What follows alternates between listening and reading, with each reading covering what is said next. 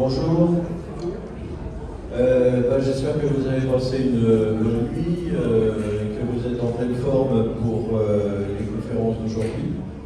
On va commencer aujourd'hui par une conférence de Maître Aurore Bonavia, qui est derrière moi, et qui est avocate spécialisée en droit de la propriété intellectuelle. Elle va nous parler de quelque chose qui nous concerne tous, la protection des données, et en particulier du RGPD, le règlement européen de protection des données. Je lui passe la parole. Bonjour à tous. Alors merci déjà, merci Valérie et la Fédération de m'avoir invité aujourd'hui pour parler du RGPD. Merci également aux personnes qui m'ont chaleureusement accueilli d'un mois depuis hier. Donc en attendant que la technique fonctionne, je vais un petit peu rapidement me présenter. Donc je suis avocate depuis bientôt 7 ans. Donc j'interviens dans 3, on va dire, grands domaines: la propriété intellectuelle, le droit du numérique et le droit des contrats. Donc qu'est-ce qu'on entend par propriété intellectuelle? Donc ça va être tout ce qui est droit des marques, droit d'auteur, dessin et modèle, brevet. Ça va être donc, tous les contrats liés à ces aspects-là. Sur la partie droit du numérique, donc j'englobe le RGPD qui va nous occuper aujourd'hui. Et également tout ce qui a trait aux projets digitaux, donc tout ce qui va être les sites internet, avec les petites mentions que personne ne lit mais qui sont pourtant obligatoires. Également toute la partie liée aux contrats informatiques. Et sur la partie droit des contrats, donc les contrats dans ces domaines-là, et également les contrats un peu plus classiques en droit des affaires. Voilà pour la petite présentation. Donc aujourd'hui je vais parler donc du RGPD, de la généalogie. Alors le RGPD c'est un sujet que je commence à maîtriser depuis quelques années. Mais la généalogie, alors là pas du tout, je suis un petit peu novice en la matière. Mais en tout cas j'ai essayé d'appliquer cette réglementation. Ah, ça arrive, parfait.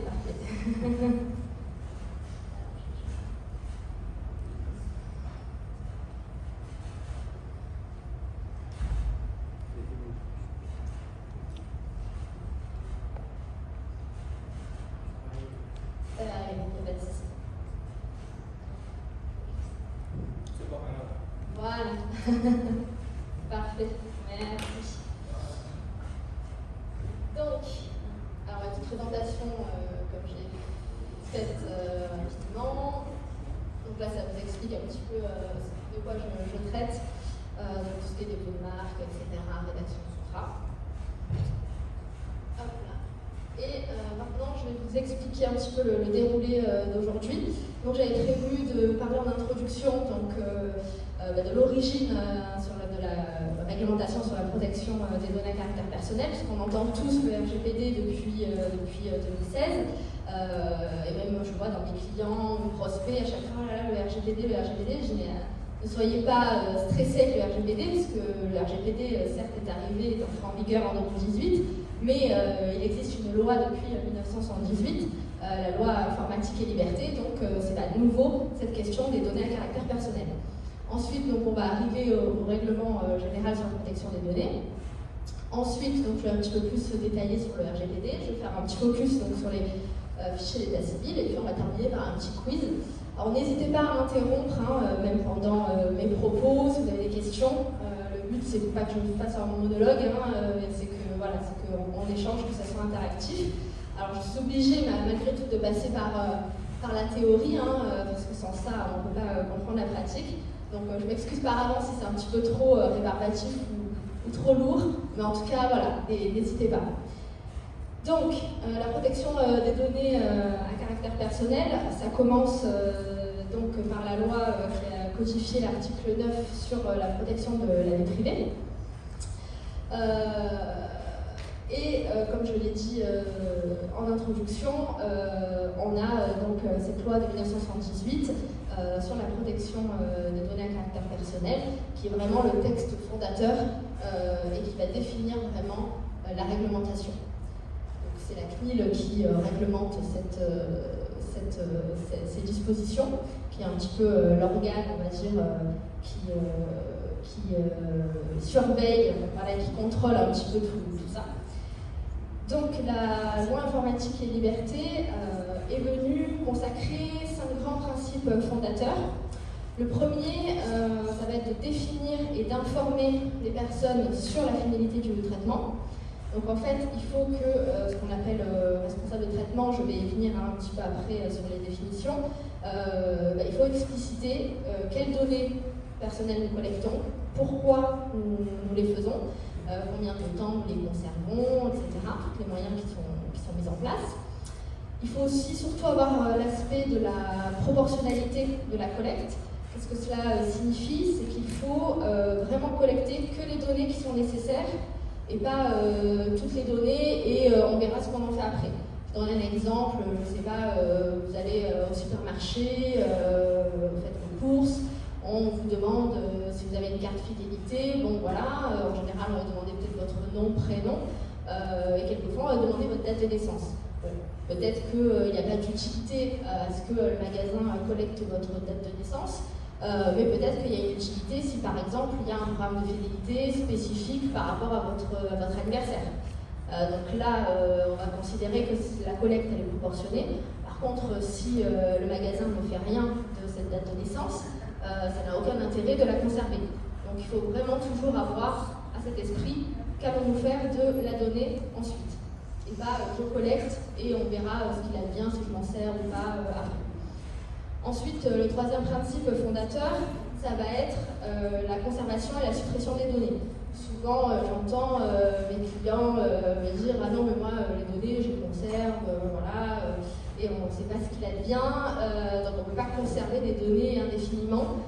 Chaque donnée doit être conservée selon une certaine durée. » Je vais expliquer un petit peu plus ça en détail, mais en tout cas, voilà, il faut avoir l'esprit qu'on ne peut pas conserver sur un ordinateur ou même sous format papier des données comme ça à vitam aeternam. Ensuite, le quatrième principe fondateur, c'est le droit d'information et d'accès aux personnes sur leurs données. On va le voir que ce principe a été fortement accentué avec le RGPD, parce que chaque personne, vous y compris, vous avez le droit de questionner le responsable de traitement qui collecte de la donnée vous concernant pour lui demander quelles données vous avez me concernant. Par exemple, vous recevez un mail publicitaire, cette enseigne ne vous parle pas, vous avez le droit de lui écrire et de lui dire tiens, vous avez mon adresse email, j'aimerais savoir quelles sont les données que vous collectez me concernant. Et le responsable de traitement, la société, a l'obligation de vous répondre et de vous adresser toutes les données qui vous concernent qu'elle a collectées dans sa société. Donc des fois, c'est un petit peu embêtant pour la société qui n'a pas formalisé tout ça, qui n'a pas de process en interne et qui n'a pas les outils aussi techniques pour retransmettre toutes les données vous concernant. Et le cinquième principe donc fondamental, pour éviter un petit peu tout ce qu'on entend en ce moment, les cyberattaques, notamment la semaine dernière, j'ai vu ça vraiment en début de semaine sur l'hôpital, un hôpital en région parisienne qui s'est fait attaquer et publier donc, de nombreuses données de santé, c'est la sécurité des données. Donc c'est bien beau de collecter des données, mais aujourd'hui avec l'Internet, la question de la sécurité est très très très importante et même si vous vous dites oh là là mais quelle personne va faire de cette donnée-là, il n'y a aucun intérêt, etc. Peut-être pour vous il n'y a aucun intérêt, peut-être qu'effectivement pour le hacker il n'y a aucun intérêt en tant que tel, mais il va vous faire du chantage avec cette histoire de rétention d'informations et dans la plupart des cas ça fonctionne. Donc même si le hacker n'a pas d'intérêt à avoir les données que vous collectez dans le cadre de vos activités, malheureusement il peut trouver un intérêt, en tout cas financier. Alors ça, ce sont les sanctions qui sont en vigueur avec donc la loi informatique et liberté, donc qui se retrouvent dans le code pénal. On verra que le RGPD ça a un petit peu accentué tout ça. Donc les sanctions, 5 ans d'emprisonnement, 300 000 € d'amende et une amende de 5e classe selon certaines mentions qui sont absentes. Alors il faut savoir que même si j'entends souvent des clients me dire oh non mais les sanctions pénales, l'emprisonnement pour des manquements à ce genre de spécificité, Enfin, c'est dans les textes, mais en pratique, ça n'arrive jamais. Mais si, je vous assure que ça arrive. Hein. Il y a quelques décisions, de mémoire, dans les années 2006 à peu près, où il y a eu un chef d'entreprise qui a été condamné à 3 mois de prison avec sursis pour avoir collecté des données qui ne sont pas, qui ne respectent pas la sécurité des données, par exemple. Il y a eu une autre condamnation, c'était 4 mois avec sursis. Donc même si le texte va jusqu'à 5 ans, beaucoup se sentent peu, on va dire, concernés et se dire non mais ça ne doit pas m'arriver, c'est pas possible, il y a plus grave, etc. Mais en tout cas, les sanctions existent quand même, donc il ne faut pas l'oublier. Après l'arrivée de cette loi de 1978 en France, l'Europe a commencé à s'intéresser à ce sujet-là. Donc est arrivée la directive de 1995 qui aussi réglemente au niveau européen sur cette protection des données. Donc c'est vraiment l'objectif de l'Europe, c'est que tous les États membres ont à peu près une politique équivalente sur la protection des données. Et on va voir que avec le RGPD, tout ça, c'est encore plus impactant. Du coup, à l'issue de cette directive de 1995, la France a dû donc adapter la directive, donc ça a donné lieu à la loi du 6 août 2004 qui a modifié donc la loi informatique et liberté, donc qui a apporté quelques modifications, mais pas non plus significatives par rapport à ce qui existait déjà. Par contre, en 2016, donc, on a eu ce qu'on appelle la loi Le Maire, la loi pour une république numérique, où là il y a eu des petites nouveautés, notamment quelque chose qui peut concerner vos activités, la consécration d'un nouveau droit, celui de définir par avance le sort des données personnelles avant leur mort. C'est-à-dire que les personnes, aujourd'hui, je peux décider faire part à mes héritiers, ma famille, mes amis, ce que je souhaite, ce qui se passe pour mes données personnelles. Parce qu'aujourd'hui, on a tous peut-être des réseaux sociaux, un site internet ou autre. Enfin, du moins avec internet, les données circulent plus facilement. Donc, je peux informer ma famille du sort des données que je souhaite réserver après mon décès. Ça peut fatalement avoir des conséquences dans le cas de votre activité. Ensuite, bien sûr, sur la question de la durée de conservation, mais ça, avec le RGPD, c'est toujours le cas. Et il y a eu des sanctions un peu plus lourdes avec cette loi. Donc, est arrivé ensuite le règlement européen. Donc, le règlement européen a fait l'objet de pas mal de discussions jusqu'à ce que son texte soit adopté en 2016. Donc, la particularité d'un règlement européen, c'est qu'il a une applicabilité directe, c'est-à-dire que les États membres n'ont pas à établir de lois ou d'ordonnances, etc., pour faire appliquer le texte. Il est applicable directement. Il y a juste eu un délai de 2 ans pour que les États membres intègrent cette réglementation. Après, il y a quelques dispositions dans le règlement où il est laissé une liberté aux États membres, mais très très peu. Il faut savoir que le règlement comporte 99 articles, 135 considérants, ce qui est assez énorme comme texte, pour l'avoir beaucoup travaillé, même au stade de sa rédaction, c'est vraiment un très très gros morceau. Et du coup, ce RGPD est venu donc abroger la directive de 95 dont je parlais. Du coup, pour expliciter un petit peu les nouveautés, donc la CNIL s'est vue accroître ses pouvoirs en termes de sanctions. Donc il y a les fameux avertissements qu'elle peut prononcer, les sanctions administratives que l'on a vues. Elle peut aussi rendre publiques des décisions, ce qui a un impact en termes d'image pour les sociétés, les organisations. Et donc sur la partie sanctions, vous voyez que les sanctions financières sont de plus en plus énormes. Donc selon la catégorie de l'infraction, c'est 10 ou 20 millions d'euros d'amende ou entre 2 jusqu'à 4% du chiffre d'affaires annuel mondial, en sachant qu'ils retiennent le montant le plus élevé. Pour vous donner une idée, il il y a 15 jours, le Centre Accor a été condamné à une amende de 600 000 €. Il y a eu Infogreffe, la base de données des sociétés, qui a été condamnée la semaine dernière à 250 000 € en manquant au RGPD. Donc voilà, les sanctions, alors certes, vous allez me dire, mais ce sont des sanctions énormes en fonction effectivement de la structure. Après, les sanctions sont moins élevées selon le type de structure. Il y a 2-3 ans, 2 médecins se sont fait sanctionner par la CNIL, un à hauteur de 4 000 €, un à hauteur de 6 000 €. Donc voilà, c'est pas parce qu'on est petit qu'on ne peut pas faire l'objet d'une sanction. Moi, j'entends souvent ça auprès de ma clientèle, parce que c'est des TPE, PME. Non mais maître, nous on est une petite société dans le 95, la CNIL ne s'intéresse pas à nous, etc. Oui, mais bon, il ne faut pas raisonner que comme ça, sinon c'est trop facile. En tout cas, voilà, il faut vraiment se prémunir et avoir ça à l'esprit. Et même si, bien sûr, vous n'allez pas avoir des amendes comme Centre Accor, ou Infogreffe, ou Instagram, etc., à 600 000 €, 1 million, etc., vous aurez en fonction de votre chiffre d'affaires, donc ce n'est pas non plus négligeable.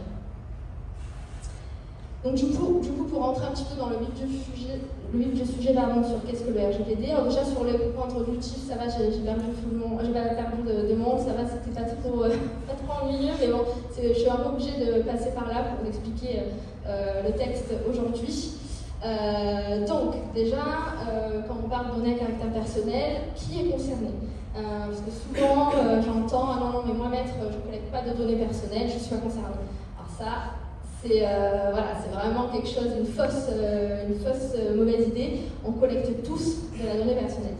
Donc qui est concerné? Donc tout organisme, privé et public, quelle que soit sa taille, qui traite des données personnelles pour son compte ou non, dès lors qu'il est établi sur le territoire de l'Union européenne et ou que son activité cible directement des résidents européens.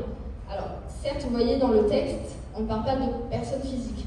C'est-à-dire, si vous, pour votre compte privé, collecter de la donnée personnelle, on considère que vous ne faites pas partie de l'application du RGPD. Après, on va voir que ce n'est pas si simple que ça. Ça dépend de ce que vous allez faire après de la donnée. Si vous conservez, vous collectez de la donnée, ça reste chez vous et vous n'en faites aucun usage, effectivement, le RGPD ne va pas vous être applicable. Par contre, vous commencez à communiquer cette donnée à des associations, à des tiers, etc., collaborer ensemble. Là, il y a une autre dimension. Sur la question donc, de l'application territoriale, c'est pareil, souvent on dit « Ah non, mais moi, je suis établi en dehors de l'Union européenne, donc moi, les données personnelles, la réglementation, ça ne me concerne pas ». Ce n'est pas si simple encore une fois, parce que justement, l'Europe a voulu contrecarrer les sociétés qui allaient s'établir en dehors de l'Union européenne et qui allaient se considérer exemple de toute réglementation. À partir du moment où l'activité va toucher des résidents de l'Union européenne, le règlement va être applicable. Vous avez une société qui soit en Chine, qui soit au Maroc, mais qui vise le public français ou italien, par exemple, la réglementation sur la protection des données sera applicable. Donc c'est pour ça, par exemple, j'avais pris l'exemple d'une entreprise japonaise qui propose sur son site e-commerce, par exemple, en français, des produits livrés en France. Donc là, fatalement, elle est soumise au règlement sur la protection des données à caractère personnel. Et à l'inverse, une entreprise qui est située dans l'Union européenne et qui a une activité qu'en dehors de l'Union européenne, donc là, par exemple, une entreprise française qui va exporter ses produits au Sénégal, elle est également applicable au RGPD. Ensuite, qu'est-ce qu'une donnée personnelle? Déjà, avant un petit peu, est-ce qu'il y en a parmi vous qui sait un petit peu, qui s'est un peu penché, on va dire, sur la question? Est-ce que là, comme ça, sur le sujet, il y en a pour qui c'est très très clair? Qu'est-ce qu'une donnée personnelle? Qu'est-ce qu'il n'en est pas une? Non? Petit sondage comme ça? Il y en a qui... N'hésitez pas. Une donnée qui permet d'identifier? Oui, identifier. De me retrouver? L'état civil. Les données personnelles, c'est une demande. Une demande de l'association, c'est des données personnelles. À partir du moment où j'ai un membre, j'ai son nom, son prénom, son adresse, son numéro de téléphone. Ça devient une donnée personnelle et c'est soumis au règlement. Pour nous d'ailleurs, pour les associations. Tout à fait. Mais du coup, comment vous allez définir ça? C'est une donnée qui, votre voisin. Permet d'identifier une personne directement. Très bien. on voit les anciens professionnels du sujet. Donc effectivement, c'est toute information qui se rapporte à une personne physique, identifiée ou identifiable. Donc soit directement, nom, prénom, soit indirectement. Par exemple, j'ai un numéro de client, un numéro d'adhérent, j'ai la voix, j'ai l'image, j'ai juste un numéro de téléphone. À partir du moment où on pourra croiser ces données avec d'autres données qu'on peut remonter à la personne, fatalement, on pourra, ça sera considéré comme de la donnée personnelle. Donc voilà, pour vous donner un exemple, bonavia.avoir@avocatconseil.fr, c'est une donnée à caractère personnel, parce qu'il y a mon nom et prénom. Par contre, contact@avocatconseil, ce n'est pas une donnée personnelle, parce que je n'ai pas l'identité derrière, en tout cas sur l'adresse mail. C'est pour ça que quelquefois, j'entends souvent « Ah non mais maître, moi, mon activité c'est uniquement en B2B, entre professionnels, donc j'ai pas de données à caractère personnel. » Je dis alors, non, c'est pas possible, parce que même si vous êtes entre professionnels, vous vous adressez à quelqu'un. Vous vous adressez peut-être à Madame Dupont, qui est assistante de direction, à Monsieur Pierre, qui va être le gérant ou le président de la société. Donc, même si on va dire que ce sont des données personnelles un peu moins impactantes, parce que vous allez juste avoir le nom et prénom, et même si vous avez des données comme un numéro de téléphone, une adresse, ça peut être des adresses professionnelles de ces personnes-là, et donc pas personnelles, effectivement, on va dire que c'est moins impactant dans le sens que ça va moins toucher leur vie privée, mais malgré tout, c'est une donnée personnelle. Donc même les organismes qui nous disent, qui m'affirment je ne fais pas de la donnée personnelle, je n'en traite pas parce que mon secteur d'activité est uniquement avec des professionnels, c'est faux. Voilà, parce que là, même là, tous autour de nous, vous avez tous une fonction, un nom, un prénom. Rien que ça, on ne va pas vous appeler voilà, monsieur le secrétaire, etc. Derrière, il y a une personne, donc vous êtes identifié. Donc voilà, la petite phrase qu'il faut retenir, c'est que derrière, Oui, allez-y.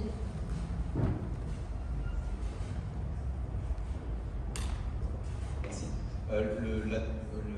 Une notion importante aussi, je pense, ici, Oui. c'est la notion de personne physique. Oui. Parce que quand vous êtes devant une assemblée généalogiste, on traite beaucoup de données de personnes décédées. Oui. Et donc, voilà, de préciser si la personne physique est une personne vivante ou une personne décédée.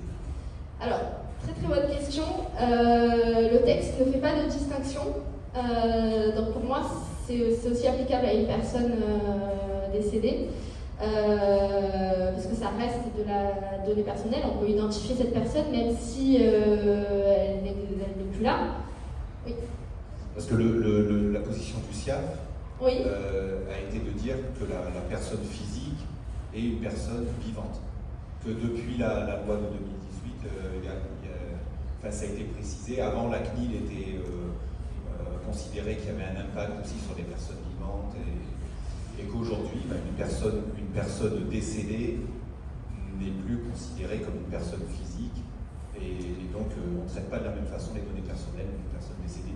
Alors, on ne va pas effectivement traiter de la même manière. Après, malgré tout, je ne sais pas de quand date cette position, parce qu'avec la loi Le Maire, qui reste récente et qui, on n'a pas encore de visibilité, je veux dire, moi-même, ayant regardé s'il y avait de la jurisprudence ou autre, il n'y a pas encore de retour, on va dire, sur expérience de cette histoire de le sort des données après le décès.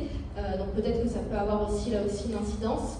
Même si ça date de 2016, c'est encore trop tôt dans la pratique. Moi, je n'ai pas vu le cas jusqu'à présent, parce que déjà peu de personnes ont connaissance de cette disposition-là.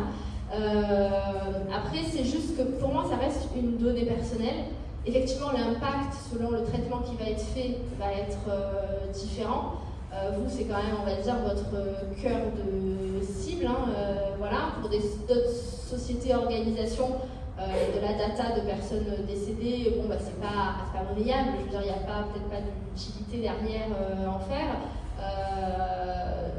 Donc ça dépend encore. Enfin, moi, en tout cas, je serais plus d'avis de dire que ça dépendra du traitement, de comment c'est traité derrière et la finalité de ce qui va en être fait.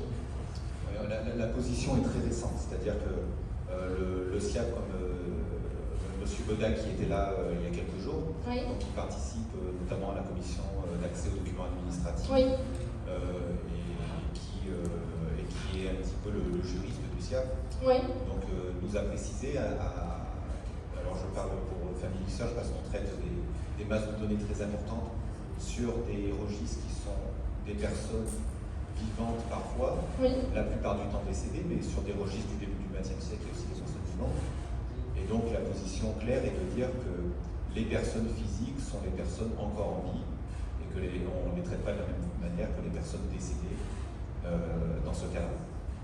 Ok. Donc je pense que c'est une notion importante parce que dans nos associations, Oui, oui, tout on à a fait. tous accès à ces documents et on se demande des fois comment on peut traiter justement la personne décédée. Oui. Moi, voilà, je serais plutôt d'avis de quand même nuancer et de voir comment c'est fait derrière. Voilà. Mais je peux l'entendre et le comprendre à ce niveau-là. Alors, je prends un petit problème d'écran. Ah.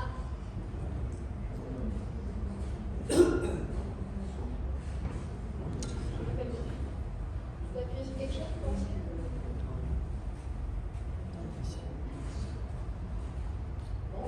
Je vais monter la vidéo. Ça ne veut pas ? Je te laisse le micro. C'est dommage. Appuyez sur le PC. Ah non ? Il n'est pas en veille votre PC? Non, non, le PC n'est pas en veille, hein.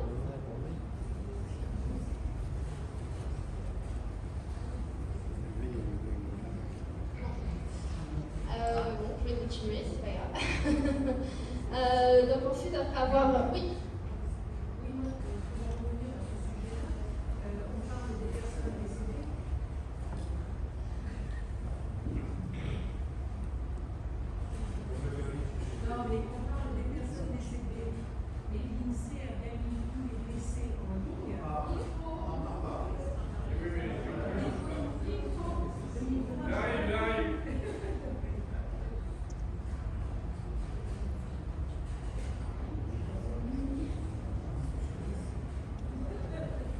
Tous les décès sont en ligne par l'INSEE. Voilà ce que dit madame. Oui. Et il y a les dates de naissance également. Et les lieux. Tout à fait. Ouais. Non, mais je pense encore une fois que pour moi, comme on disait tout à l'heure, cette donnée-là, bon, voilà, je comprends bien vos objectifs d'avoir ces données-là. Donc fatalement, comme la personne est décédée, à moins de porter atteinte, on va dire, à la vie privée du reste de sa famille, il n'y a pas, on va dire, le risque est quand même limité. En plus, vous, dans vos associations, l'objectif est quand même voilà, assez clair, assez défini. Donc, pour moi, il n'y a pas de... Oui. Non, mais le petit problème, c'est que c'est consultable par vous comme par moi, pas uniquement par un membre. Oui, j'ai bien compris, parce que l'INSEE, mais oui. Oui, et c'est en France aussi. Il y a 30 personnes qui ont demandé. Au lycée, il y a une trentaine de personnes qui ont demandé à ce que les données soient supprimées. Donc, si vous voulez, moi, le retour d'expérience que j'ai au niveau de mon association, c'est que certaines personnes ne souhaitent pas qu'on fasse, je veux dire, qu'on mette les données dans notre ordinateur, elles nous le signalent et on supprime. Au même titre que donc, RGPD, j'étais obligé de mettre combien de temps je garde les données. Il y a certaines personnes qui m'écrivent et qui me disent vous supprimez mes données, donc je renvoie par mail, je supprime les données. Donc c'est tout aussi simple. Hein. Si quelqu'un vous demande quelque chose, vous supprimez, à partir de ce moment-là, vous n'êtes plus dans l'infraction. Mais c'est sur Internet. Mais oui, mais le cas général, c'est le cas général et les particularités. Donc là, les 30 personnes ou 40 personnes qui ont demandé à ce que ça soit supprimé, l'INSEE a supprimé les dates de décès ainsi que les dates de naissance et les lieux, ça a été enlevé.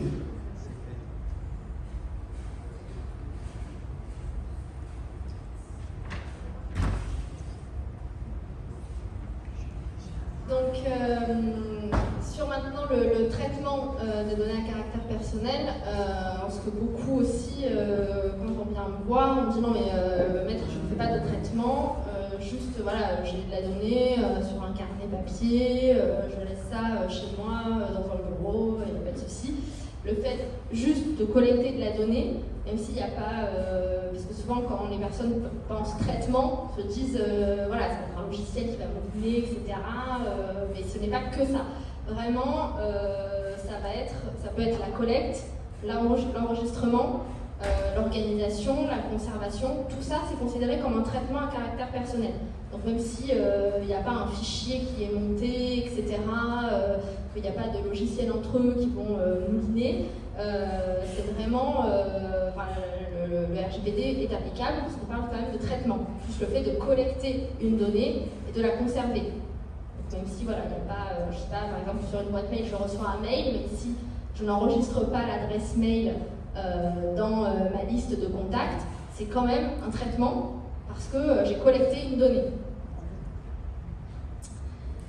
Donc là, bon, les exemples sont, voilà, un acte de naissance, etc. Les actes de naissance, c'est du traitement aussi. Et voilà, tous les fichiers que vous montez dans vos associations, bon là, la question est claire, enfin la réponse en tout cas est claire, c'est un traitement. Ensuite, sur la question du traitement, alors, je suis vraiment désolée que mon support ne peut pas être parce que j'ai travaillé pour vous le préparer, mais en tout cas, rassurez-vous qu'il sera transmis et vous pourrez y avoir accès. Encore une petite question, oui. Oui, donc excusez-moi, une question personnelle. Moi, depuis des années, donc en ce qui concerne ma généalogie, j'ai constitué donc une base un petit peu. Je suis en train de constituer donc une base mondiale sur Facebook. Ok. Et donc on m'envoie beaucoup d'informations, les porteurs de mon nom, sur des gens donc en vie, comme sur des gens décédés, même des enfants qui donc aujourd'hui ont 5-10 ans. On m'a écrit en disant donc il est né le 15 mars 2020 à Paris. Ok, par exemple. Ça, est-ce qu'il me faut impérativement l'autorisation des gens pour faire une base internationale et rentrer tout le monde, puisque j'ai déjà une amitié qui m'a été acceptée sur Facebook? Est-ce que ça vaut accord ou il faut que je le redemande pour ouvrir une base mondiale et le partager avec tous ces gens, uniquement les porteurs de mon nom? Pas donc ouvert au monde entier. Je sais pas si... Oui, c'est très clair. Alors effectivement, le fait qu'on vous ajoute sur Facebook, même si on connaît derrière votre activité de créer cette base, ça ne vaut pas acceptation de collecte de la donnée. L'acceptation, le consentement en tout cas, il ne doit pas être implicite. On dit que d'un point de vue juridique, le consentement doit être clair, non équivoque, unique. Alors, ce qui est étrange, c'est que j'ai pas la même. Désolée, hop là. Ici, ça. Mais bon, sur mon ordinateur, c'est pas la même chose, donc c'est pas grave.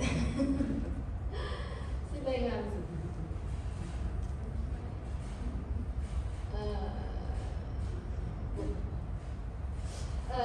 Donc pour moi, non, le fait de vous accepter sur Facebook ne vaut pas acceptation du traitement de cette donnée-là. Il faut rappeler à ces personnes-là qu'est-ce que vous allez faire de cette donnée-là, où elle va se retrouver justement, combien de temps vous allez la conserver et surtout les informer de leurs droits. Qu'est-ce qu'ils sont en capacité de faire, parce que même si vous ont donné le consentement aujourd'hui de collecter cette donnée-là, ils peuvent y revenir, ils peuvent demander de supprimer leurs données, ils peuvent limiter aussi l'accès à ces données, etc. On va le voir juste après sur les droits des personnes. Donc ça ne vaut pas, le fait de vous accepter sur Facebook ne vaut pas acceptation pour tout le reste. C'est vraiment explicite et vraiment clair. Sur, encore une fois, la finalité de votre traitement.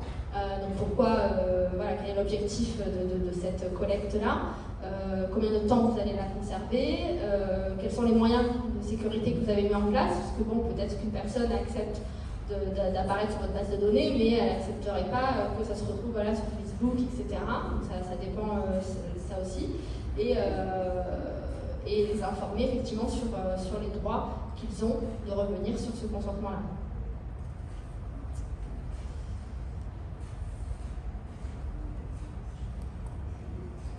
peux poser encore une question? Oui, bien sûr.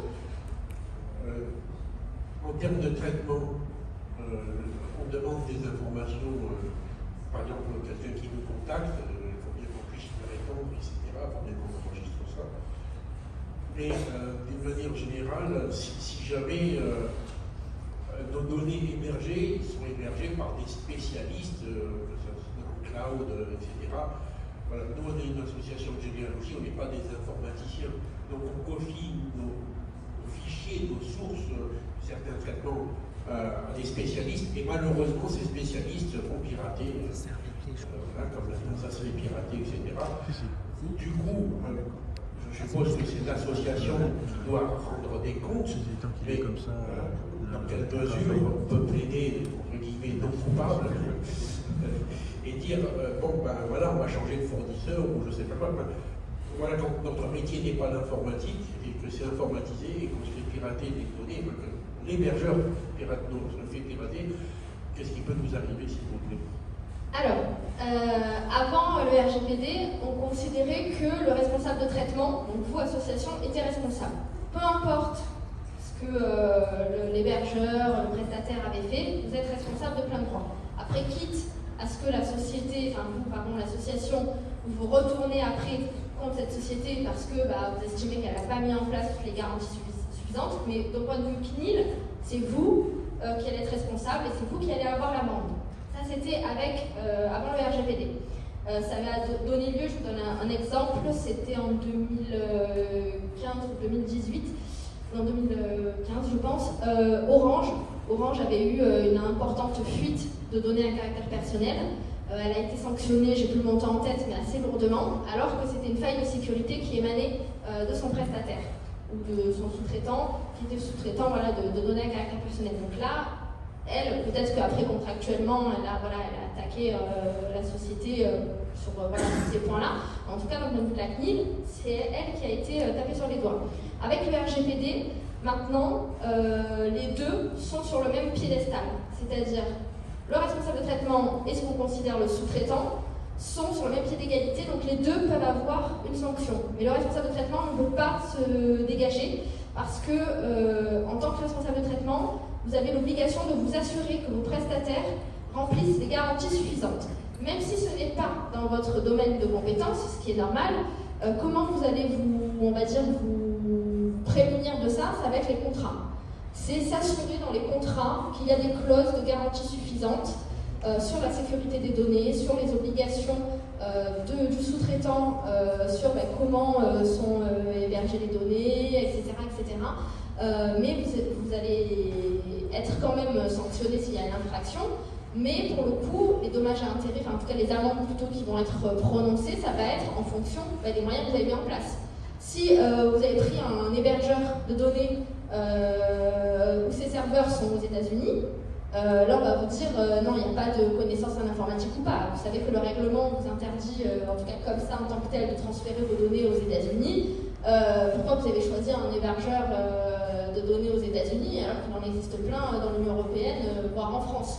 Donc ça, on ne pourra pas forcément vous pardonner. Par contre, personne n'est infaillible d'une faille de sécurité, même si on met des moyens très très importants de sécurité. Bon, il y a de très bons hackers aujourd'hui. Ça peut malheureusement arriver, mais en tout cas, le responsable de traitement, l'association, vous allez être responsable.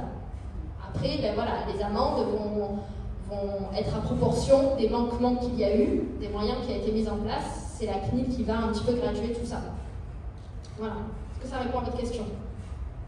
Oui, c'est le cas par cas et je ne pourrais pas vous dédouaner, bien sûr.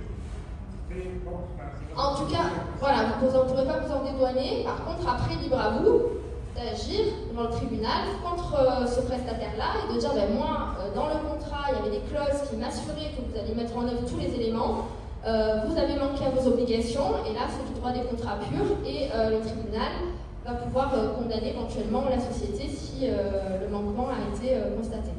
Oui, c'est comme ça, on ne va pas refaire la loi, mais moi, une toute petite association, que je fasse semblant audibilement par rapport à des géants de l'hébergement, pour me retourner, si j'ai 100 personnes dans mon association, ou 10 ou même 500, avec mes petits moyens associatifs, pour me retourner contre, que sais-je, Amazon, du Schmoll ou peu importe, parce que, comme par hasard, ils apparaissent comme gratuits, je dis bien qu'ils apparaissent comme gratuits dans l'hébergement, mais tout ça, ils s'en servent de nos données. Oui, évidemment, le RGPD se retourne contre moi, je ne peux pas m'en dédouaner, mais moi, après, pour aller lutter contre des géants comme ça, c'est là que l'injustice, excusez-moi du mot, paraît un peu vif, mais bon, c'est comme ça. Alors, ça, c'est souvent le discours que j'entends de mes clients, hein, parce que comme je vous dis, moi j'exerce donc dans le Val d'Oise, un département en région parisienne, donc voilà, dans la clientèle, j'ai pas mal de TPE, PME, plutôt moins de 50 salariés. Et à chaque fois, c'est non, mais maître, moi j'ai pas les moyens, voilà, les autres ils vont avoir des bons avocats, etc. Alors déjà, faut pas dire parce que l'autre c'est un gros, l'avocat est meilleur, hein, ça veut strictement rien dire. Oui, une procédure judiciaire, ça coûte de l'argent, on est d'accord, mais c'est tout à fait abordable entre guillemets. Après, ça dépend, voilà, là où on veut placer entre guillemets. Si on veut se défendre, malheureusement, ça a un coût, mais il ne faut pas se dire, moi je suis une petite association de 10 adhérents, je ne vais pas me battre contre un tel. Pour vous donner un exemple, sans voler mon secret professionnel, il y a une petite société en Ile-de-France qui crée des logiciels métiers pour des bailleurs sociaux, qui s'est retrouvé complètement paralysé avec l'incendie d'OVH. Ils me disent, qu'est-ce qu'on peut faire et tout. Je dis, écoutez, on va tenter, d'abord voilà, une mise en demeure, etc. On va voir. Bon, je connaissais un petit peu la stratégie en face, hein, j'avais prévenu mes clients. Bon, ça ne nous a pas empêché de négocier un accord et d'être reparti avec un petit pécule pour mes clients pour le dédommagement les préjudices qu'ils ont subis pendant cette période-là. Et pourtant, en face, c'était OVH, c'était un gros cabinet anglo-américain. Moi, voilà, je suis toute seule, etc. Mais on a quand même négocié et le client était content. Donc, voilà, il faut arrêter d'avoir ces préjugés. Moi, je suis tout petit, je pourrais rien avoir. Voilà, c'est encore une fois, je comprends que vous n'avez pas les mêmes moyens. Mais je peux vous assurer qu'un avocat, moi et un avocat anglo-américain, nous n'avons pas les mêmes honoraires. Hein, donc voilà, on n'a pas les mêmes charges aussi. Hein, j'ai pas un cabinet avec 60 collaborateurs, 50 secrétaires, etc. Donc ça sera à vos moyens. Et c'est après la volonté que vous avez envie et l'énergie de mettre aussi dans cette défense-là. Mais voilà, en tout cas, je démystifie un petit peu les préjugés que l'on peut avoir sur les avocats et les procédures. Donc, comme je parlais tout à l'heure, le traitement, on doit avoir un objectif, une finalité. Donc, c'est un petit peu voilà, ce que j'expliquais sur la gestion de vos adhérents, par exemple, dans vos associations. Vous allez collecter nom, prénom, adresse email, numéro de téléphone. Est-ce que vous collectez d'autres données dans vos associations que c'est un petit peu, on va dire, automatique, vous la demandez, mais finalement vous ne savez pas pourquoi, vous ne savez pas ce que vous en faites. Est-ce qu'il y a d'autres données que vous collectez dans vos fichiers adhérents? Ok, et ça vous sert à quoi d'avoir ces données-là de vos adhérents? Date de naissance, alors souhaiter un vote d'anniversaire dans le cadre de la maladie associative. D'accord. D'accord. Vous avez trouvé des finalités, c'est bien.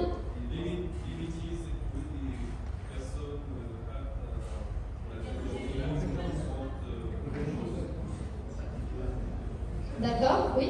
Le numéro d'adhérent. Oui. Et ça. Historique, c'est-à-dire l'historique des adhérents, ce qu'ils ont. C'est les numéros de personnes, c'est obligatoire pour les associations. Oui. Chaque adhérent doit avoir un numéro. Oui. Oui. Nous avons une association de 50 ans d'existence. Oui. Il est intéressant de conserver les noms et les numéros des adhérents pour se souvenir de l'histoire. Oui. Jean-Marie. Oui, donc, je reprends. Nous sommes une association qui a 50 ans d'existence et il est intéressant de conserver les numéros et les noms de nos adhérents qui ont disparu pour se souvenir de l'histoire de notre association et de ce que ces adhérents ont apporté au groupe. Donc, est-ce qu'il faudrait alors détruire ces listes d'adhérents? On perdrait la grande partie de l'histoire de l'association. Alors, vous pouvez continuer. Oui, allez-y. Pour rebondir, en fait, la pratique, normalement, c'est qu'on doit garder les numéros d'adhérents et les noms, ça c'est la pratique des associations. En revanche, on détruit les adresses. Oui. Soit après la démission, soit après le décès de la personne. Voilà. Oui, parce que voilà, que vous conserviez certaines données pour votre historique, ça j'entends, mais effectivement, parce que le numéro des adhérents, à la limite le nom, pourquoi pas, mais après l'adresse mail, le numéro de téléphone, si la personne ne fait plus partie de l'association, etc., il n'y a plus d'intérêt à avoir cette donnée-là. Souvent, on va changer, c'est plus d'actualité. Oui. C'est peut-être un point que vous abordez, mais je crois que dans les associations, il faut qu'il y ait un référent RGPD qui assure le suivi des actions de protection, le tri des fichiers, le nettoyage des fichiers. Est-ce que c'était une réalité? Oui, tout à fait. Alors, c'est ce que le texte impose. Donc, en fait, c'est ce qu'on appelle le délégué à la protection des données. Donc avant, c'était le correspondant informatique et liberté. En fait, c'est une personne, donc c'est obligatoire dans 3 cas. Donc déjà, dans le premier cas, c'est tout ce qui est organisation, collectivité territoriale, administration. Après, c'est quand vous collectez de la donnée qui est considérée comme sensible. Et après, ça va être aussi la collecte, pour les la collecte de données personnelles à grande échelle. Ça, c'est quand même votre cœur de métier. Donc effectivement, il faudrait un référent à ce niveau-là. C'est vrai que j'en ai pas parlé j'ai parlé donc des données à caractère personnel. Il y a une autre catégorie aussi de données à caractère personnel qu'on appelle les données à caractère personnel sensibles, qui en fait sont des données qui vont identifier, on va dire, certaines caractéristiques de la personne. Ça va être ses origines ethniques, ça va être des données de santé, ça va être pardon ? Religion. La religion, les appartenances syndicales, voilà, politiques. Tout ça, c'est de la donnée sensible. Et dès qu'il y a de la donnée de ce type-là, il faut donc un délégué à la protection des données. Est-ce que la CNIL met à disposition des documents qui nous facilitent un petit peu la tâche pour justement faire ces nettoyages de fichiers et faire ces... Oui, alors la CNIL, c'est quand même un bon site d'information. La CNIL publie régulièrement des guides, dont notamment un il y a quelques mois pour les associations. Donc des guides où elle va un petit peu expliciter donc la tenue, la gestion. Elle va également publier des recommandations, des outils également, des tableaux, les fameux registres, je vais y venir. Décidément, ils sont allergiques aux avocats. Bon, donc oui, la CNIL met à disposition un certain nombre d'outils. C'est vraiment un site hyper bien fait que je vous conseille d'y aller. Même voilà, pour des non-juristes, c'est facilement accessible. La CNIL en plus met en place des permanences. Vous pouvez contacter des permanences juridiques ou autres par téléphone ou écrire, avoir des questions, des réponses à vos questions. C'est vraiment hyper bien fait. Je vais y venir justement sur la tenue des registres. Parce qu'en fait, il faut savoir que la grande nouveauté la différence, on va dire, entre la loi informatique et liberté et le RGPD, c'est qu'avec la loi informatique et liberté, il y avait ce qu'on appelle un système de déclaration simplifié. C'est-à-dire que vous aviez sur le site de la CNIL, à l'époque c'était numérique, vous allez sur le site de la CNIL, vous cochez une déclaration simplifiée, et ça veut dire qu'on estimait que vous étiez en conformité avec la réglementation.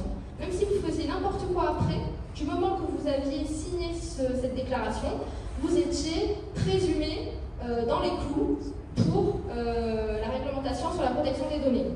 Donc c'était un peu quand même un petit peu tiré par les cheveux parce qu'on signait cette déclaration, après vous faisiez n'importe quoi, il n'y avait aucun moyen de sécurité mis en place, vous collectez des données à tout va sans finalité, c'est pas grave, vous étiez sur la liste de la CNIL, il y avait cette déclaration, donc la CNIL procédait juste à des contrôles a posteriori, mais sans plus.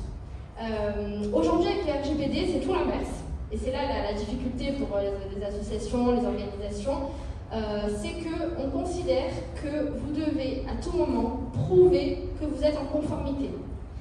Donc, la CNIL peut opérer des contrôles inopinés, et là, c'est vraiment un contrôle de tous les instants où vous devriez être en mesure de prouver quelles sont les données que vous collectez, pourquoi vous les collectez, comment vous les collectez, combien de temps vous les conservez, quels moyens de sécurité vous avez mis en place. C'est pour ça qu'on parle aujourd'hui de registre de traitement, où en fait, avec ces tableaux qui peuvent représenter sous forme de tableau Excel que la CNIL peut mettre à disposition, vous avez en fait l'obligation de remplir et de mettre à jour tous ces tableaux, ces registres, et c'est là que la CNIL va analyser et voir si vous êtes en conformité.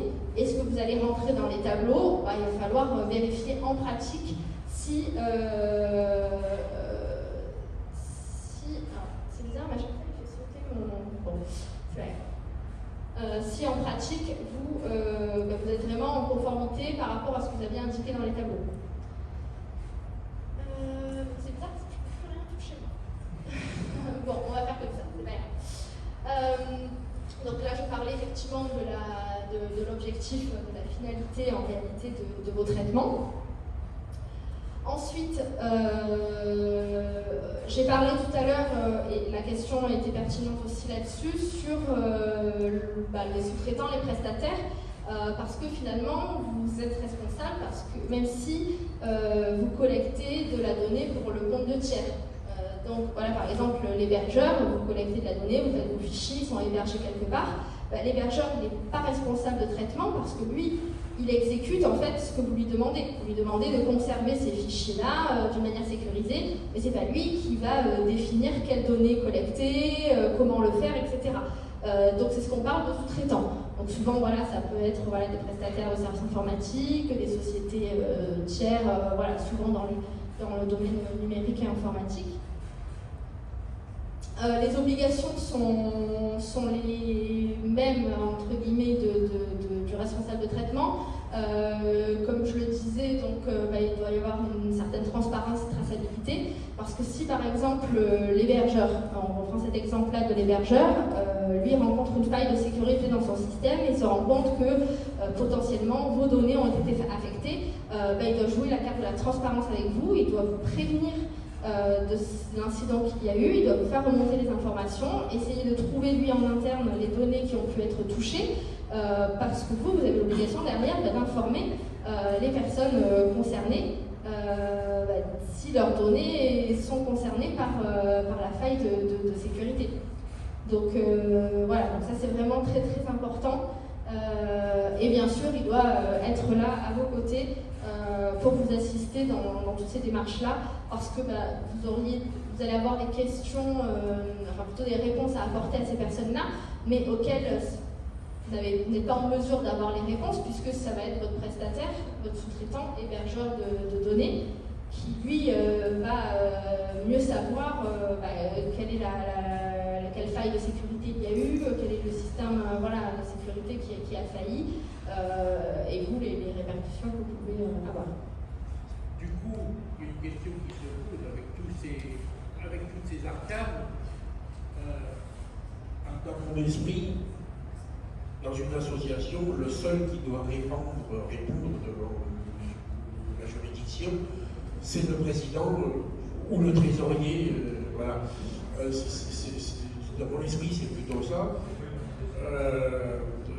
Est-ce que le DPO, le responsable du traitement des données, doit être au fond du fond le président légalement, parce que c'est lui qui en répondra tôt ou tard, ou est-ce que le président a le droit de se dédouaner en disant non, moi tout ça c'est pas mon truc, c'est le monsieur DPO qui s'était arrangé. Mais jusqu'où va la souplesse là-dedans, comment on s'en sort, et question subsidiaire, si le président n'est pas là, le vice-président est-il de tout ça, quels sont les effets de milliards là-dedans, s'il vous plaît?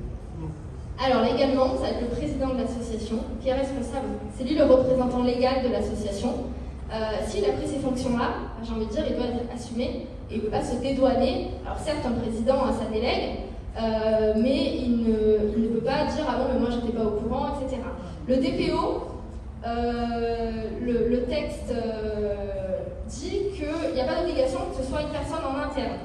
C'est plus facile parce que voilà, pour des questions de coûts, de gestion, etc. C'est pas forcément une bonne idée que ce soit le président, parce qu'encore une fois, il faut déléguer. C'est pas parce qu'il aura la casquette de DPO qu'il sera 2 fois plus responsable, parce que le DPO ne peut pas être responsable non plus. Il est là, même si vous prenez un prestataire extérieur, le DPO, il est là pour conseiller, pour vous aider, pour avancer, mais le texte est clair, c'est le responsable de traitement qui est responsable. Voilà. Et donc, le représentant légal d'une association, c'est son président. Mais pas les vice-présidents, le vice-président, lui... Non.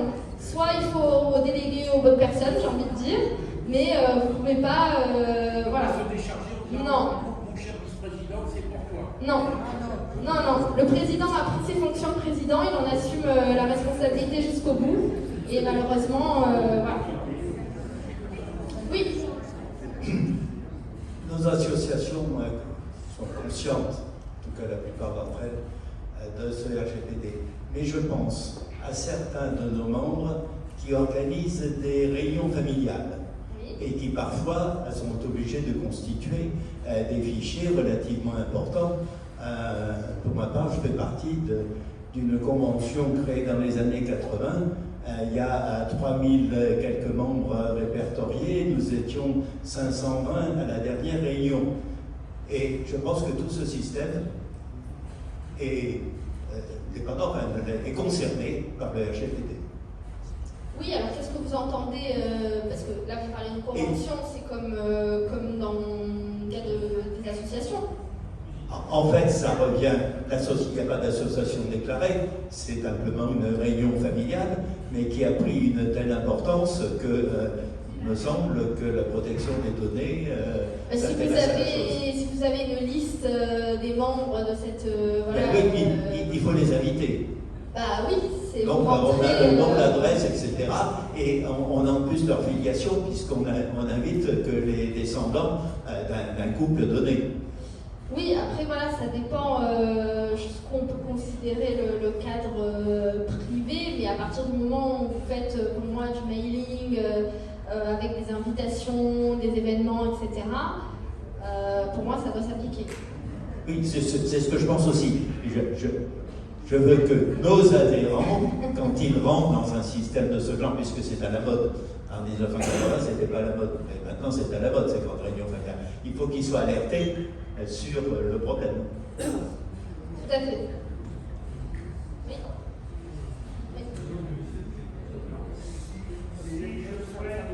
Si je souhaite envoyer une lettre à ma sœur, non. faut que je déclare. Mais non, ce n'est pas.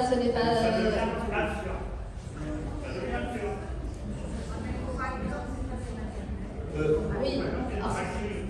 C'est pas moi qui ai fait le texte, c'est sûr, mais... non, mais là, non, si j'invite des gens à mon mariage ou à mon anniversaire, ce sont des membres de ma famille, je vais pas considérer... Non. Non, c'est quelque chose de privé. C'est quelque chose de privé. Par contre, dans le cadre de mon activité, je fais une formation ou je fais étaler les 10 ans de mon activité et j'invite des gens. Là, c'est autre chose. Parce que derrière, je vais peut-être après vous envoyer des newsletters, vous parler de mes services, etc., etc.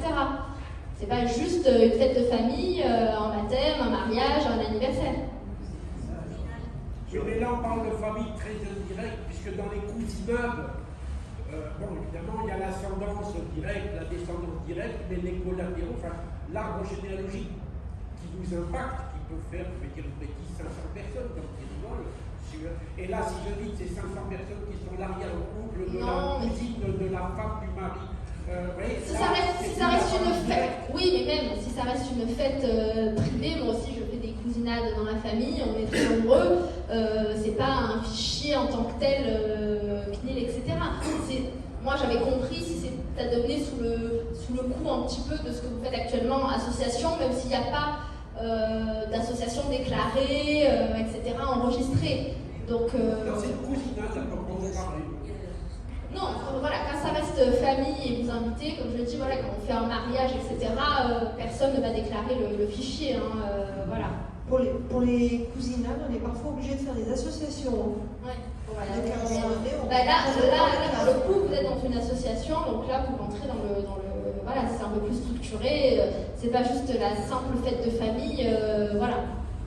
Je voudrais intervenir par rapport à, bon, nous sommes des associations, il y a aussi des entreprises, il y a des historiens spécialistes de l'histoire des associations, de l'histoire des entreprises. Quelle chose qu'on peut regarder? Moi, j'imagine très bien que l'on pourrait découpler dans la liste de nos adhérents, à la fin, lorsque la personne n'est plus là, garder son nom, bien sûr, son prénom, mais enlever les adresses dans un autre fichier où il n'y a plus référence par rapport au prénom, de telle sorte qu'on puisse savoir l'historique, évidemment, de l'origine des gens, enfin de l'origine des adhérents, sans savoir référer ceci par rapport à des noms. Est-ce que ceci est envisageable? Parce qu'il faut bien laisser des traces pour les gens qui vont étudier plus tard dans les associations, et ça va être le cas. Alors, s'il n'y a plus le nom effectivement des personnes et qu'on ne peut plus remonter au nom des personnes, oui, c'est possible. C'est possible. Ça devient en fait un fichier quasiment anonyme. Alors, on va vraiment parler d'anonymisation, parce que malgré tout, avec un numéro d'adhérent, on pourrait remonter avec d'autres informations à la donnée.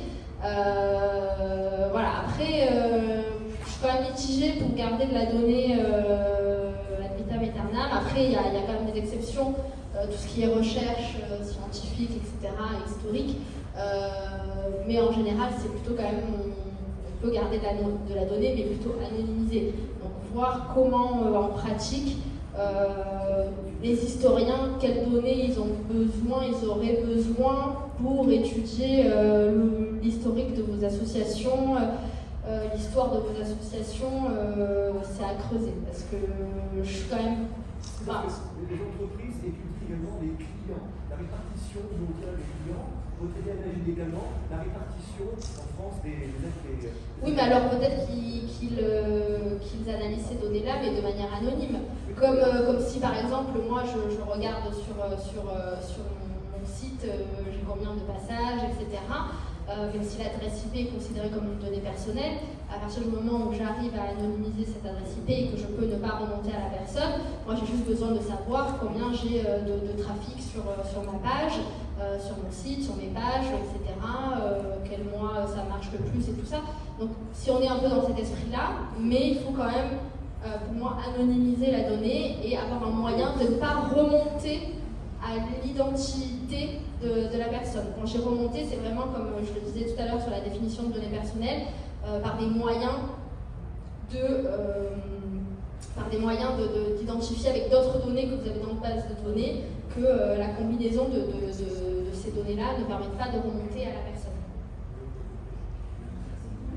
S'il vous plaît. Oui, je vous écoute. Moi, simplement, je suis en train de me demander, là, on parle du RGPD, c'est bien pour toutes les informations qui sont sur Internet. Ah non. Non. Si on a les fichiers chez soi. Oui, c'est une donnée à caractère personnel. Voilà. C'est aussi la réglementation. La réglementation, parce que pareil, effectivement, je ne l'ai pas précisé, souvent on vient me voir en disant mais maître, moi le RGPD ou la réglementation ça ne me concerne pas parce que moi j'ai que du papier. Non. Ça, on parle de fichiers papier et non papier. Bien sûr, aujourd'hui, tout se numérise de plus en plus, mais un acte de naissance qui n'est pas encore numérisé, ça reste de la donnée personnelle. Et donc, la réglementation s'applique. Même si il y en a beaucoup qui me disent « Ah non, mais moi, je suis réfractaire au digital, au numérique, je vais tout rester en papier, comme ça, je suis exempt de la réglementation », c'est faux. C'est faux. Si vous voulez bien, on va reprendre un petit peu le cours de votre Oui, je vais essayer d'avancer un petit peu plus vite parce que... Puis on reprendra un petit peu les questions. Oui, bien sûr, il n'y a pas de souci. Donc sur le droit des personnes, comme je le disais un petit peu tout au long, donc il faut informer les personnes à chaque fois que vous collectez les données, donc pourquoi vous les collectez, ce qui vous autorise à traiter de la donnée, donc est-ce que la personne vous a donné son consentement, quand vous adhérez à une association, là, il faut que soit donne le consentement, ou soit ça remplit en réalité une obligation, on va dire, contractuelle, on passe un contrat avec une association. Quand j'intègre une association, je sais que je vais devoir donner des données, donc c'est pour répondre à la finalité. qui a accès à ces données-là, combien de temps vous les conservez, donc les modalités d'exercice des droits des personnes, et si vous transférez les données en dehors de l'Union européenne. Je n'ai pas détaillé cette spécificité parce que bon, voilà, j'ai pas beaucoup de temps, mais il faut savoir que le principe, c'est l'interdiction de transférer les données en dehors de l'Union européenne. On a tous entendu peut-être parler, voilà, la problématique avec les États-Unis. Il y avait donc un règlement, un accord qui a été donc annulé. Donc là, les discussions ont repris pour essayer de trouver un nouvel accord. Voilà, mais bon, le principe c'est l'interdiction. Après, il y a des exceptions. Je ne vais pas rentrer dans le détail ici, mais en tout cas, n'hésitez pas si vous avez des questions. Les personnes ont le droit d'accès à leurs données, ont le droit de rectifier leurs données, ont le droit d'effacer leurs données, de limiter leur traitement, droit d'opposition également. Donc, comment être en conformité avec le RGPD? Donc, déjà, la première étape, c'est de recenser un petit peu les fichiers dont vous possédez. Identifier les activités principales de votre organisation, de votre association, les objectifs qui nécessitent la collecte. Décidément, et là j'ai même plus sur mon écran, donc je peux même pas suivre. Décidément. Ça marche. C'est pénible, hein. Alors, ensuite ça va être de trier les données, comme je l'ai dit tout à l'heure. Voilà, est-ce vraiment une donnée nécessaire? La date de naissance, est-ce vraiment une donnée nécessaire? Pour vous, fatalement, la question se pose pas vraiment, puisque c'est important pour vous. Ensuite, donc respecter le droit des personnes, vérifier comment vous avez collecté cette donnée-là, parce que la personne a été informée de ce qu'il allait advenir. Sécuriser vos données, donc là aussi, il faut vraiment sensibiliser et vos adhérents, voilà, je ne sais pas comment ça se passe dans les associations, si vous avez des sites avec des espaces, comment sont partagés les fichiers que vous mettez à disposition ou autre.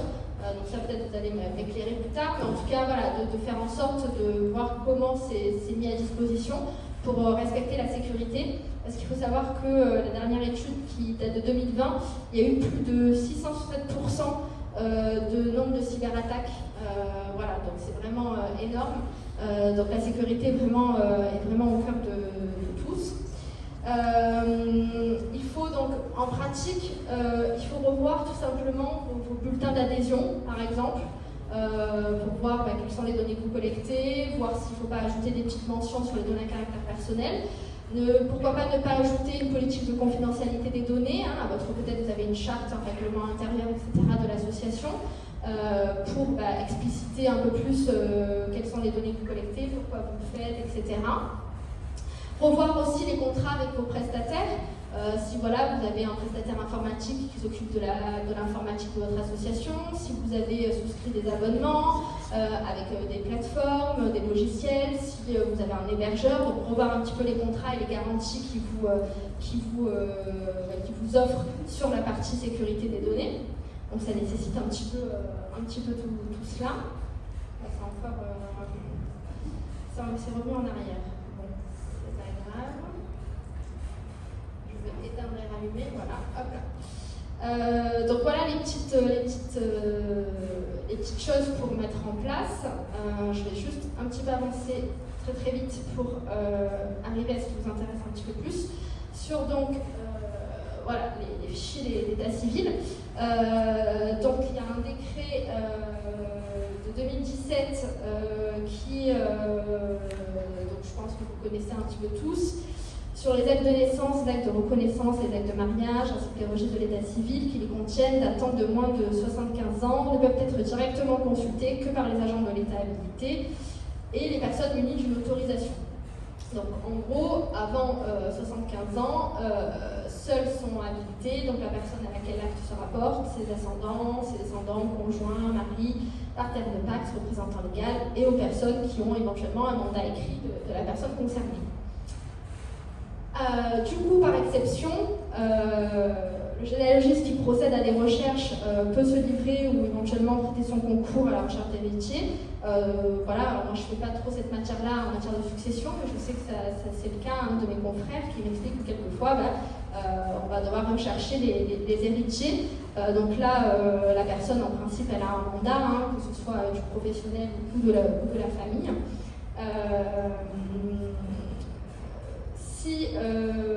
si les conditions sont réunies, donc l'administration doit vous communiquer les informations.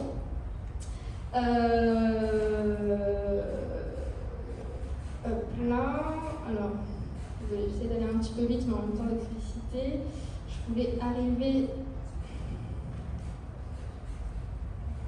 Voilà, je voulais arriver sur justement la spécificité des délais. Donc 75 ans pour une personne majeure à compter de la date du dernier document ou du document le plus récent, ou alors, pour faciliter, 25 ans à compter de la date du décès de l'intéressé, si ce dernier délai est plus bref. Je vais vous donner un petit exemple. Vous allez me dire, ah mais du coup, vous avez les réponses, puisque... Essayez de... Hop là.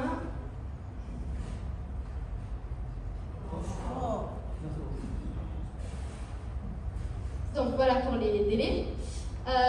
Du coup, X est né donc en 1946, son acte de naissance est le dernier document, le plus récent inclus dans son fichier d'état civil. Est-il possible de le consulter en 2021 par rapport à la règle? J'ai un ticket. Oui, voilà, il faut 75 ans.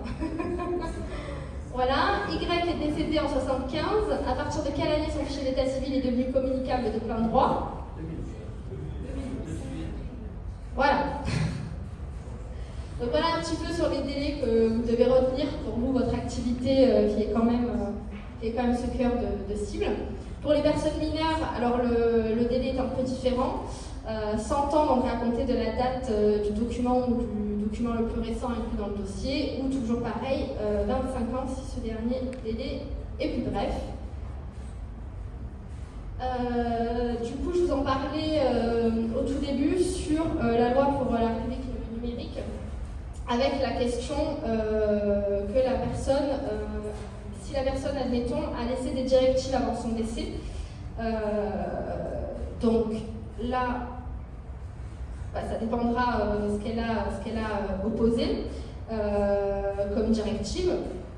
Alors, honnêtement, j'ai vu très peu de personnes déjà être au courant, même quand je rédige des politiques de confidentialité des données ou que j'explique un petit peu le RGPD et cette spécificité. Beaucoup ne sont pas au courant, voire même cette petite mention se perd avec les autres mentions. Donc du coup, pour l'instant, je n'ai pas eu le cas de personnes ayant laissé des directives. Voilà, je n'ai pas en tout cas été consultée pour ce genre de problématique-là.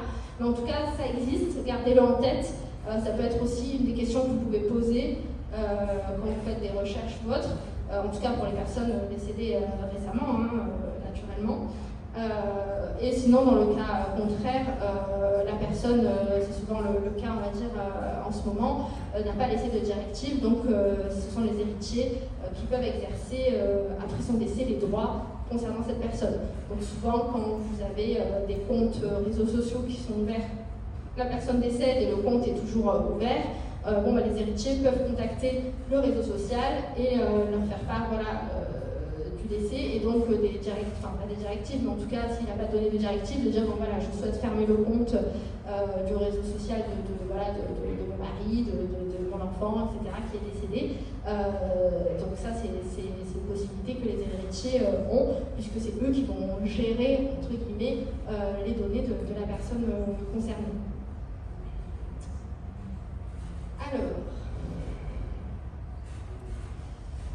donc ça, très brièvement, mais ça je pense que vous le savez déjà, sur les modalités de communication des documents, consultation gratuite sur place, délivrance d'une copie quand c'est possible, courrier électronique quand c'est numérisé, ou encore une fois, certaines informations qui peuvent être directement publiées en ligne. Je ne vous apprends rien à ce niveau-là. Sur les tables décennales, j'avais une partie que j'ai oubliée, je pense. Naissance, mariage, etc. Donc c'est juste sur la durée d'enregistrement. Dans une commune, donc elles ont conservé 10 ans. Voilà, rien de particulier à ce niveau-là.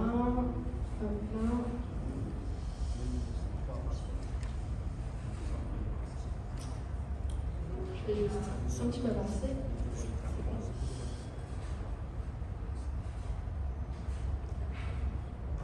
D'accord, pourtant je l'ai dit. Donc, si l'administration peut refuser de vous communiquer un document, mais rassurez-vous, elle est dans l'obligation de motiver son refus. Donc, vous pouvez à tout moment essayer déjà de voir si son refus est légitime. Et sinon, en tout cas, vous pouvez saisir donc la CADA pour contester cette décision de refus. Vous pouvez retrouver toutes ces informations en ligne, c'est assez facile et intuitif. Donc, là j'avais fait un petit quiz très rapide. Je mets dans mon arbre généalogique des informations de ces personnes vivantes. Alors, oui et non, ça vous obtenez l'accord des tiers intéressés et donc de vous conformer en réalité aux règles dont je vais préciser, de toujours avoir à l'esprit aussi de comment on appelle ça, de préserver entre guillemets la vie privée de la personne et de voir ce qu'il en est fait après, si cet arbre généalogique vous le gardez pour vous, si vous le publiez, etc., sous quelle forme. Voilà, il faut toujours avoir à cet esprit cette règle de vie privée qui se combine avec le RGPD. Comme j'en parlais, le traitement à des fins uniquement personnelles, si moi de mon côté je fais mon petit arbre généalogique, je le garde chez moi, juste pour moi, ou j'en parle comme ça, là je ne suis pas soumise au RGPD parce que c'est vraiment une utilité privée, je le garde dans mon cercle de famille, je ne le publie pas sur les réseaux sociaux, sur internet ou autre, donc je ne suis pas soumise à ça. Ça dépend vraiment, encore une fois, la finalité. Donc sur le droit des personnes, je l'ai explicité. Et donc là, c'était pour vous rappeler les délais. Voilà, dans quelles conditions puis-je partager les données personnelles entières au sein de mon arbre généalogique à partir de 75 ans à compter de la date du dernier document ou 25 ans à compter de la date du décès si ce délai est plus court. Donc ce qu'il faut essayer de retenir, pour faire une petite synthèse, c'est vraiment déjà dans vos associations respectives, donc chaque représentant légal de l'association doit vraiment refaire un point sur toutes les données qu'elle collecte, aussi bien pour ses adhérents et aussi bien sur on va dire les travaux que vous menez dans l'association, refaire un tri, remplir les registres. Une fois que vous avez tout ce tri, de remplir les registres, donc ça vous pouvez être accompagné, il n'y a pas de difficulté là-dessus, de voir quels moyens de sécurité vous avez mis en place, essayer de trouver quand même des solutions, des alternatives, malgré j'entendais parler tout à l'heure de coûts, vous êtes des petites structures, mais voilà, il existe quand même des alternatives de sécurité, mais en tout cas ne pas négliger tout cela. Et ensuite, au regard des activités de vos adhérents, de voir effectivement, de sensibiliser vos adhérents aux données qu'ils collectent, pourquoi ils le font, comment ils le font, et la conservation aussi des données à ce niveau-là.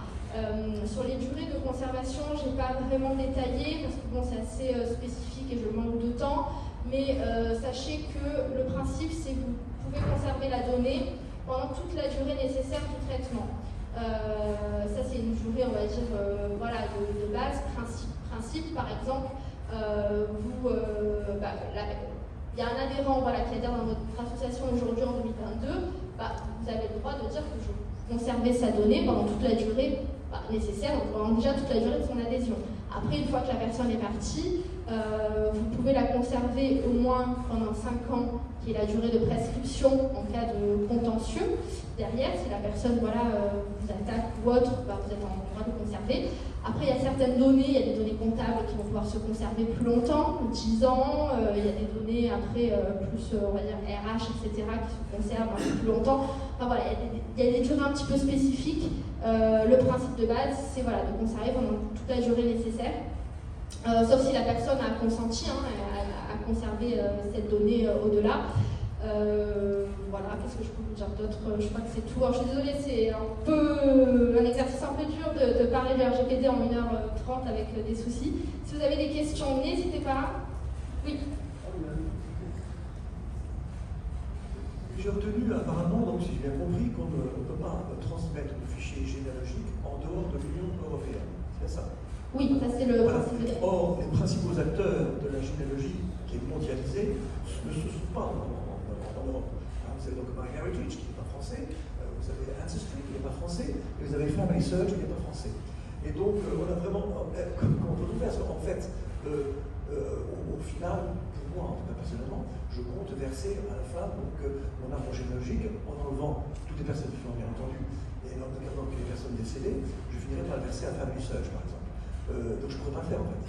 En fait, il faut. Alors, avant, donc, il y a quelques années, c'est pas que c'était. Enfin, le principe, c'est l'interdiction, c'est le principe. Mais il y a des accords, voilà, il y a des accords qui sont mis en place. Donc avant le fameux accord très connu, le Privacy Shield, qui permettait d'assurer et qui autorisait la transmission de données aux États-Unis, parce que il y avait un accord qui a été conclu et les garanties suffisantes étaient apportées pour protéger les données. Ensuite, il y a ce qu'on appelle les clauses contractuelles types que l'on peut insérer dans les contrats. Il y a des modèles qui ont été faits donc, par la Commission européenne, etc., relayés par la CNIL, où on peut voilà, contractualiser et faire apparaître les garanties suffisantes de cette transmission. Il y a aussi les boundary rules. Enfin, il y a des moyens, c'est juste le principe, c'est l'interdiction, mais après en pratique, il y a des exceptions. Là, depuis quelques mois, je sais que les discussions ont commencé à reprendre pour reprendre un accord qui a été qui va remplacer le Privacy Shield qui a été annulé.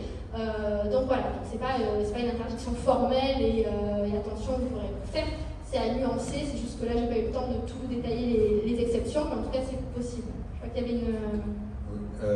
Oui, donc pour répondre à Pierre, et je confirme ce que vous dites, c'est-à-dire qu'on a dans tous nos accords des clauses contractuelles types, qui sont notamment les dernières qui datent de l'été il y a un an, je crois. Et donc, toutes les grandes sociétés commerciales ou non commerciales comme Family Search ont ce genre de clause dans tout ce qui est. Et ensuite, quand il y a du sous-traitant derrière, c'est pareil, il y a des clauses aussi très spécifiques qui sont téléchargées, des sites officiels. Donc, il n'y a aucun souci sur la transmission de données. Voilà, il faut juste s'assurer que ces contrats comportent ces bonnes clauses. Oui, alors, le micro arrive.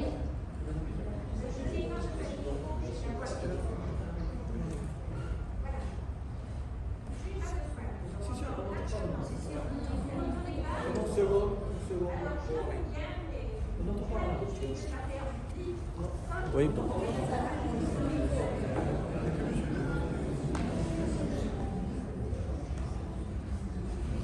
Alors moi, ma remarque s'adresse à Family Search. J'ai effectivement fait un test ADN, ce qui n'est pas autorisé en France, mais on est plusieurs à le faire. Et il se trouve que, bien entendu, Family Search, puisque je suis passée par eux, MyHeritage, et je suis passée par eux, m'a demandé de faire un petit tas.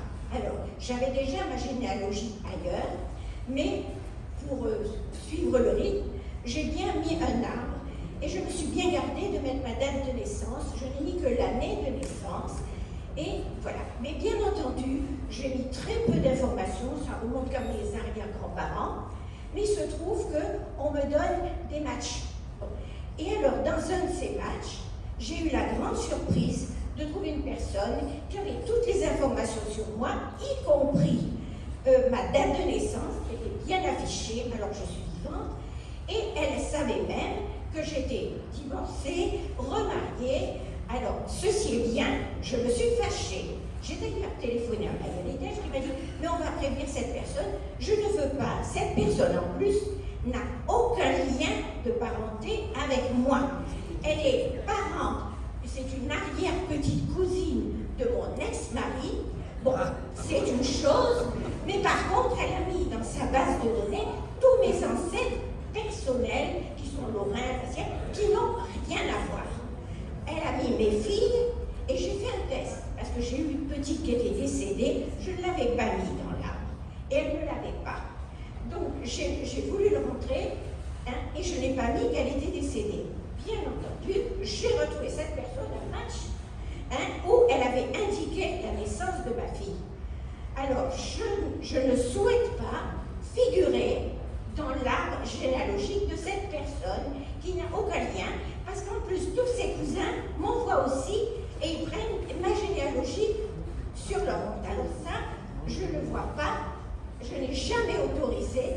ces personnes utilisent ma généalogie personnelle, mais avec évidemment ma naissance. Voilà. Maintenant, avec mon espace, c'est son problème, mais ce n'est pas le mien.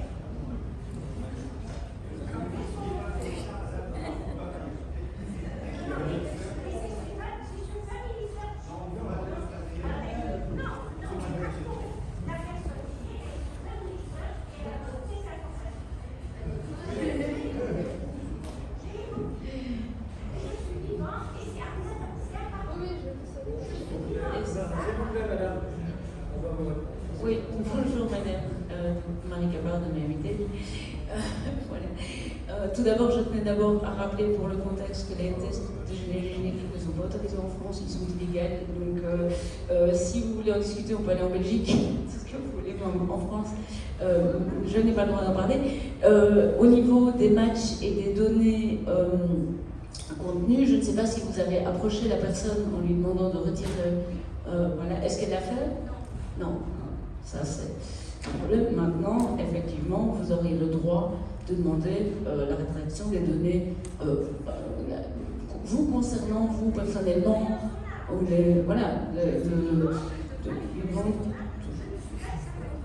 tout à fait, et je propose de vous donner un contact après la conférence pour vous permettre de régler ce souci. Mais effectivement, la correction voudrait normalement que l'autre utilisateur enlève les données parce que vous les lui demandez, parce qu'elles vous concernent vous personnellement et que vous ne souhaitez pas qu'elles apparaissent sur le site.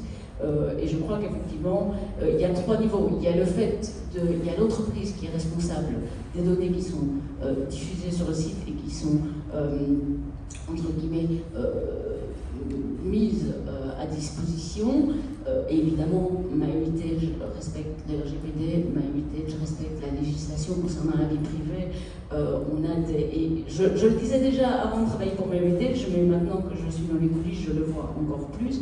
Il y a aussi la responsabilité de tout un chacun au niveau généalogie de ne pas commencer à déposer. Je crois que ça commence par là. Je crois que ça commence par réfléchir à ce qu'on donne soi-même comme information. Et dans votre cas, effectivement, vous avez, vous donnez des informations et vous ne vous attendiez pas à ce que cette personne parente lointaine, ait des informations à votre sujet, et c'est tout à fait votre droit de demander que les informations vous concernant soient retirées de l'arbre. Donc, je vous propose de voir avec vous au niveau, pour arranger ça.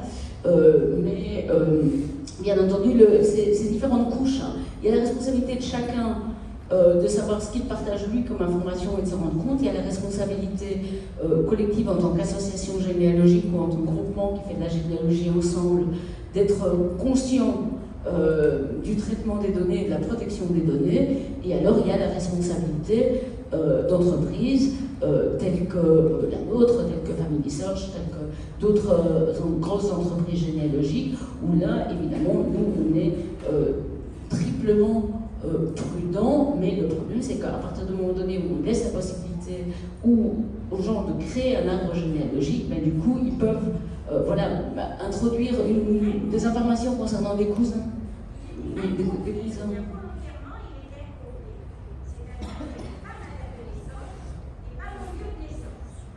Bon, la discussion est fort intéressante, mais malheureusement le temps passe. Donc nous allons en rester là pour aujourd'hui, en tout cas pour l'instant. Je voudrais d'abord remercier Maître Bonavia de sa conférence et j'espère qu'elle nous pardonnera.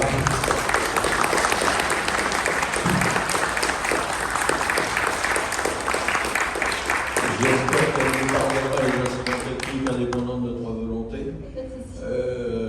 Par contre, je voudrais que vous partiez quand même avec un bon souvenir des généalogistes. C'est pourquoi j'ai le plaisir, au nom de la Fédération, de vous offrir cet arbre généalogique qui vous permettra justement de mettre en application ce que vous nous avez expliqué ce matin. Merci. On va faire une petite pause de 5 minutes parce qu'on a évidemment pris un petit peu de retard avec ces incidents techniques. Et je passerai ensuite la parole à nos amis de Family Search.